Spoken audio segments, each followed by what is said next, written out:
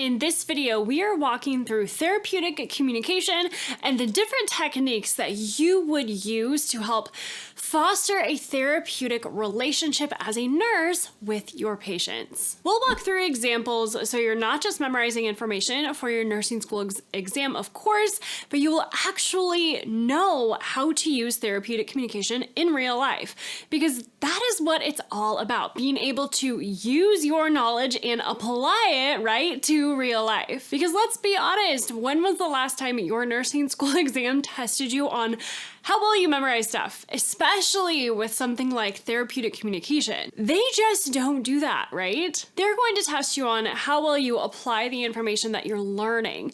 Can you go through a case scenario and answer a question using therapeutic communication?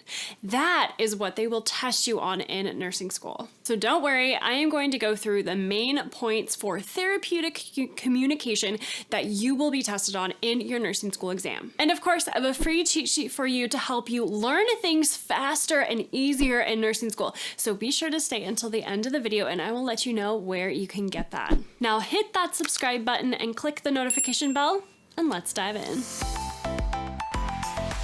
Therapeutic communication simply means how we communicate with our patients to support them as best as possible. Now, with every action, eye movement, word, both spoken or unspoken, we are communicating with our patients. We are caring for people during what might be the most life-altering event and often one of their most vulnerable states. This is not something that we should take lightly. It is our job as the nurse to foster a therapeutic environment with therapeutic communication in order to help the patient feel safe, feel heard, and respected. Now, there is communication through our verbal or our written words that portray our message, and how we go about doing this can have a big impact on how our message is perceived.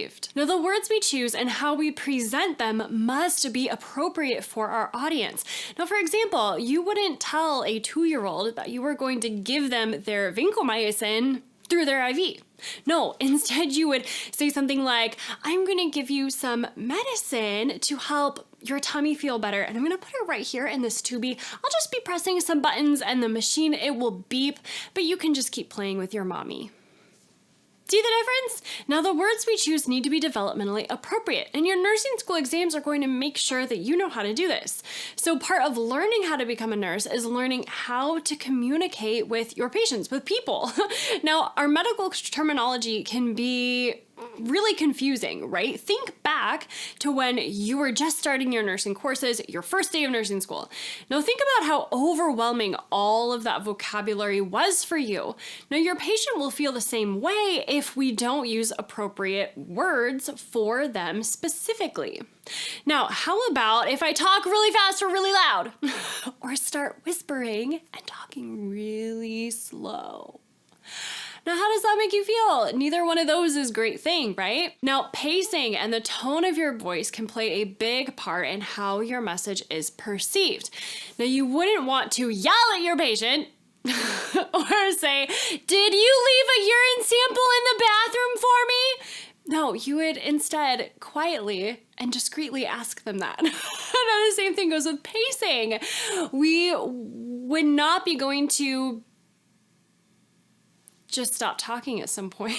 That would be unnatural and leave room for interpretation with the patient. Now, we don't want that to happen. You would just want to make sure that the timing is appropriate and that you communicate in a clear and concise manner. That was so awkward. So weird, right? Now let's talk about nonverbal communication. So our body positioning, our eye movements, the tone of your voice, your facial expressions, our posture, it can all play a big part in how our patients perceive us and entrust us to care for them competently, right?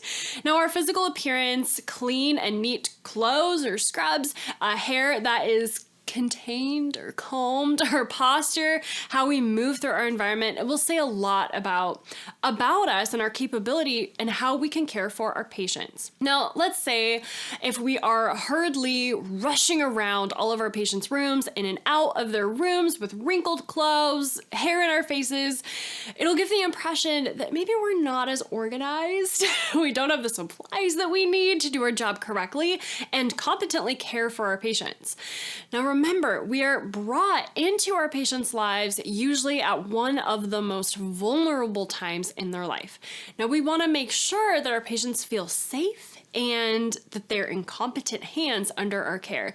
And this includes how we present ourselves. Now, our eye contact, facial expressions often give away our true feelings and our emotions, even when the verbal words might not necessarily match. Now, it takes self-awareness to acknowledge these unconscious facial expressions that we all have and can take time to be aware of those when we're doing it. No, but it's very important in order to maintain and foster that therapeutic environment for our patients that we are aware, we have that self-awareness of that self-bias and our possible facial expressions that might occur because of that. Okay, so we covered verbal and nonverbal communication. Now let's dive into active listening, which is another important technique that is used in therapeutic communication. Now you probably do this already and maybe aren't even aware of it when it's happening. Or you can probably pinpoint someone in your life who you would go to talk to about pretty much anything.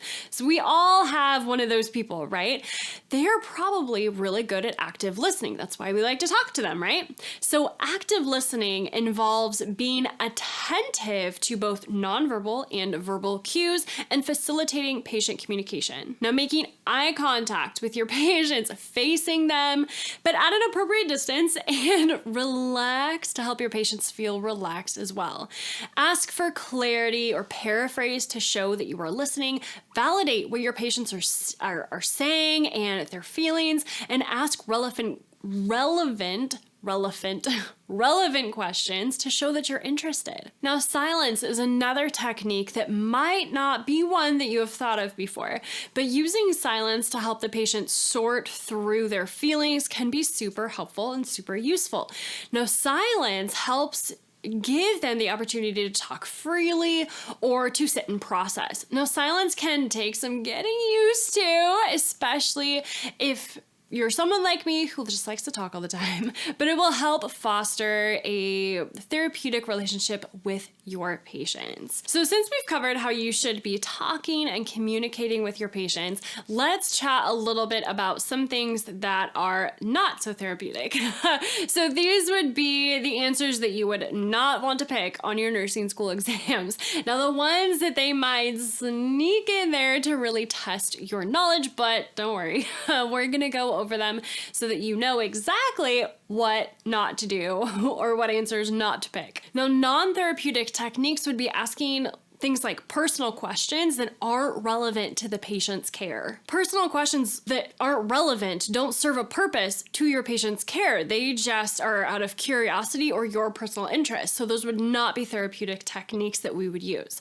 And this also goes for giving personal opinions, such as saying something like, well, if I were you, I wouldn't pursue any further treatments. That's not therapeutic. It's not conducive or empowering to your patient's rights to make their own decisions. Now, as nurses, we want to make sure that we are always fostering a relationship and offering a safe place for discussion of therapy options without interjecting our own opinions and biases into them as well as much as possible. Now, another non-therapeutic technique would be using an automatic response or a false reassurance, such as you get older, you will get more confused, like that's just a part of life. Or saying something to a terminally ill patient like, don't worry, you will be fine. Those are not conducive to a therapeutic relationship, right? Those are no-nos. Don't say those things.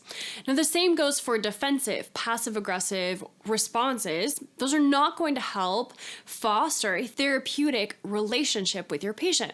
Now, as the nurse, we have to take on that role and responsibility that comes with it very seriously, which can mean keeping your opinions to yourself or holding back even when an argument is being ensued by a patient or a family member. It's our responsibility to be a voice of reason and bring calm to the situation instead of succumbing to the level of our patients and families who are experiencing a traumatic, difficult, or unexpected event. You, my friend, are going to be an outstanding nurse. I believe in you. Now, as the nurse, it is our responsibility to make sure that our patients feel heard, feel safe, and confident in our care, because ultimately everything we do affects them and their outcome.